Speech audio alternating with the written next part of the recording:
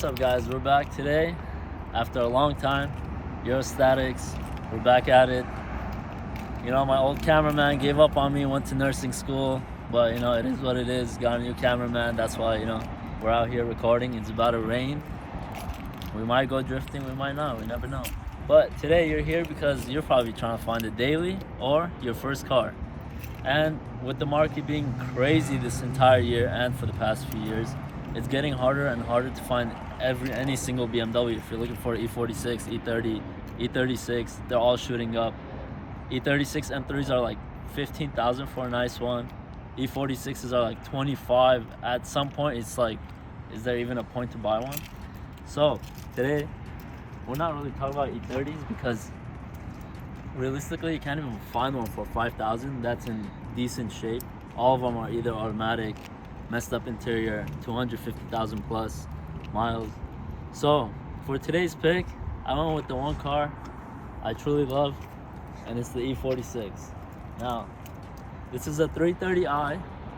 You could buy 325, but I prefer the 330. And there's a lot of pros and nearly no negatives at all. There's like probably one main issue with the car, but today I'm gonna tell you how much I bought it for. I'm gonna show you inside, the mods I've done to it, and the issues it has and why you should buy one. So stay tuned, let's get started.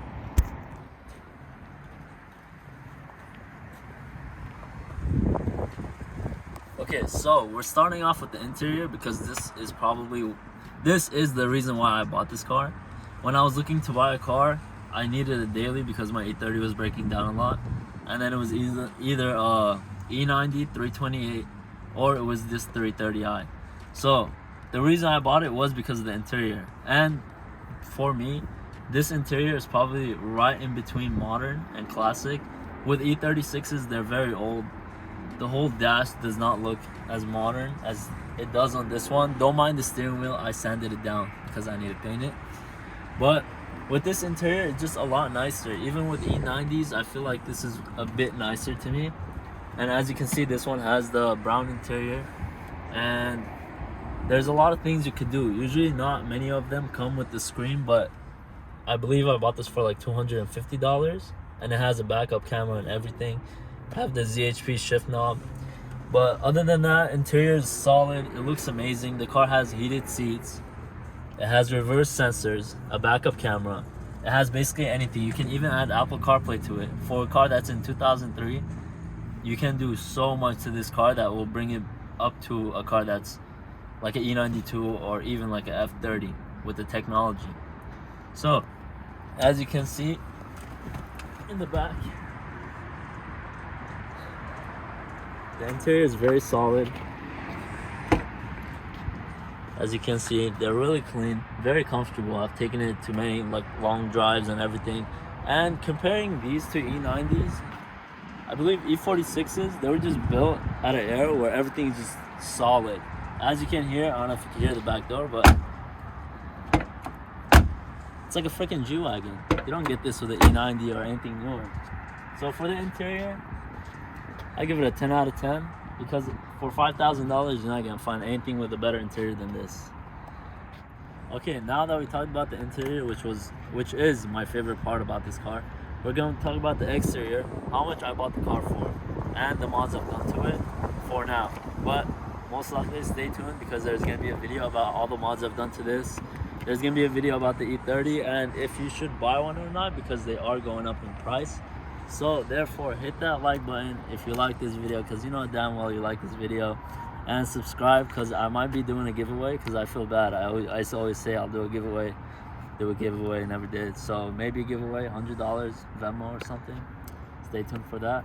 But for the exterior, I'm talking about the price. I bought this car for $5,000 3 years ago. This is the sticker price for the car. As you can see, the car was $41,000. The car has, it's Alpine white, cinnamon interior.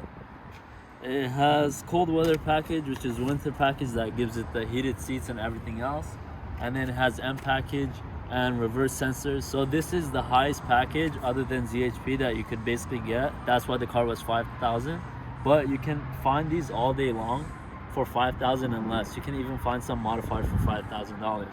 So for the mods, when I bought the car, it was completely stock. I've done the headlights, the grills, lowered the car on H&R springs, and last thing picked up, I think a month ago, were these BBS wheels. These are 18 by 8 and then 18 by 10 in the back, which, as you can see, it has that staggered look in the back.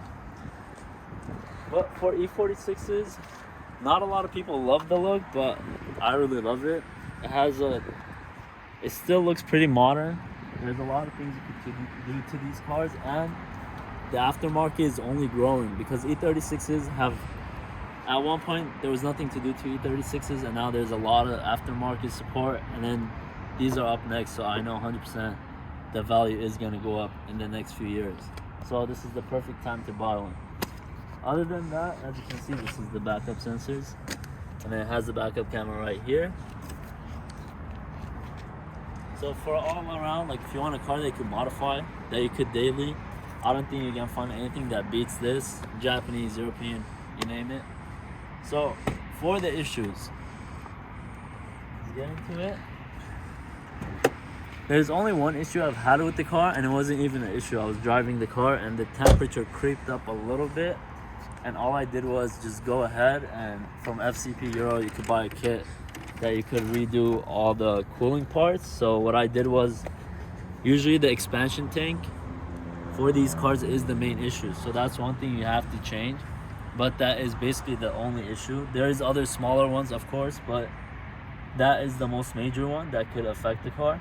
So you can literally buy a kit. It was $300. I literally did it myself, and all you do is you change out all the cooling stuff. And it is a BMW. The car is 20 years old, so therefore you already know, like, BMWs, their main issue is cooling. So that's why, like, you have to change that out. But the pros of having an E46 over an E90 is that the Vanos system is mechanical and it's not electronic. With a lot of, like, the E90, you could probably find one for around the same price as this, but with everything being electronical and everything, you're gonna have a lot of issues. So therefore, with this motor, everything is right in front of you, as you can see. It's very easy to work on. Everything that I've done to this car, I've done it myself. Therefore, that's the reasons why you should get an E46 over E90. Okay, so to wrap it up, for $5,000, you could probably get an E90, which a lot of people would be like, oh, it's a lot newer. But to me, that doesn't matter. This car, in my opinion, has better looks, better interior. And I'm not talking about just looks, I'm talking about quality. Because this car, it's 20 years old and the quality is still solid and better than the newer cars there is out there. Motor-wise, this is a M54 B30, and this is probably the last reliable engine BMW has ever made. With everything being right there in front of you, it's really easy to work on. And owning a BMW, if it's your first car or daily, you want something that you can, like, just work on yourself, because if you take to a mechanic, it will be very expensive. So the motor is very solid. The N52, which comes in the E90s, they all have water pump issues and other issues like that. That's why the motor is a lot better.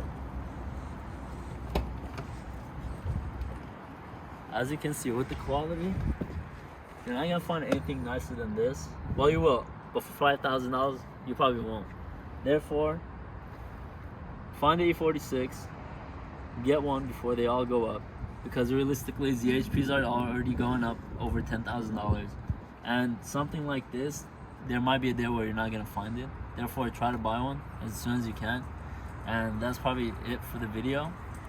And we will do more videos on this car for mods, what we've done to it. I haven't done all the mods, so therefore once we're done putting on, like, the mods we were gonna put on, there will be a video about that. There will be a video about the E30, and we're back.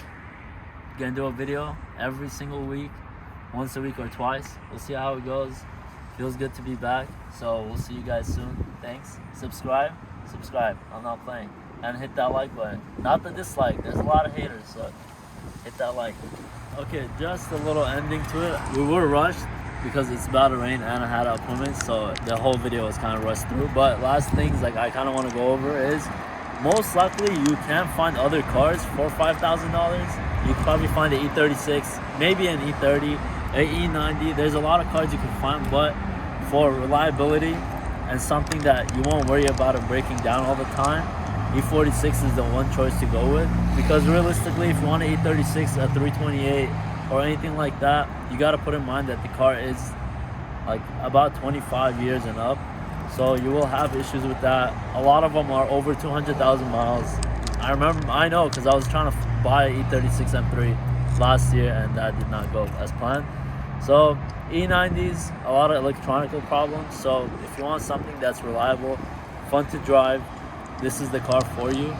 Because everything else, unless you are willing to work on it all the time and are prepared for it to fall apart, then go with that. But if you want something reliable, fun to drive, this is the car. I didn't go really into mods because that's gonna be another video, so stay tuned for that. Thank you guys for watching, and until next time.